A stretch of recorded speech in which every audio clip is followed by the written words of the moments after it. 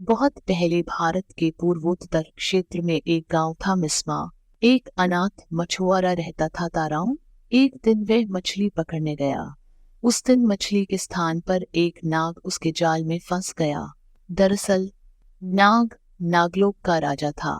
अपने पिता को जाल में फंसा देखकर नागकन्या घबराई। उसने सुंदर स्त्री का रूप धारण कर लिया। वह ताराउन के पास पहुंचकर बोली, यदि तुम मेरे पिताजी को छोड़ दोगे तो मैं तुमसे विवाह कर लूंगी। युवक मान गया और उसने नाग को छोड़ दिया। नागकन्या ने उससे विवाह कर लिया। ताराउन और नागकन्या का विवाह गांव वालों को नहीं भाया। उन्होंने विवाह की खबर राजा को दे दी। राजा ने ताराउन को बुलाकर कहा, तुमने हमारी परंपराओं को तोड़ा है, तुम्हें दंड मिलेगा। कल सुबह तुम्हारे और मेरे मुर्गे में लड़ाई होगी। जो हारेगा उसे गांव छोड़कर जाना होगा। युवक डर गया। उसने घर आकर सारी बातें पत्नी को बताई। नागकन्या बोली, इसमें इतना डरने की क्या बात है?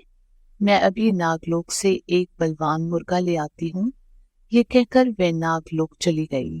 कुछ देर बाद वह मुर्गा लेकर आ गई। दूसरे दिन राजा और युवक के मुर्गे आपस में भिड़ गए। नागलोक का मुर्गा अधिक बलवान था, इसलिए राजा का मुर्गा हार गया। परंतु वह बोला, ताराउन, इससे फैसला नहीं हो पाया है। अतः कल सुबह जो टोकरी नदी को उल्टी दिशा में बहा देगा वही विजयी होगा। ताराउन के लिए लोहित नदी के बहाव को उल्टी दिशा में मोड़ना असंभव था। उसने ये बात नागकन्या को बताई। उसने पति को ढांढस बंधाया, डरो नहीं, मेरे पिताजी तुम्हारी मदद करेंगे। वह अपने पिताजी के पास गई। नागकन्या ने अपने पति की परेशानी बताई। पिता ने उसे सुंदर टोकरी दी। कहा, टोकरी को नदी में डालते ही धारा उल्टी दिशा में बहने लगेगी। नागकन्या अपने घर पहुंची। उसने ताराउन को सारी बातें बता दी। ताराउन ने टोकरी नदी में डुबो दी। इस पर तुरंत नदी का बहाव उलटकर राजा के महल तक पहुंच गया।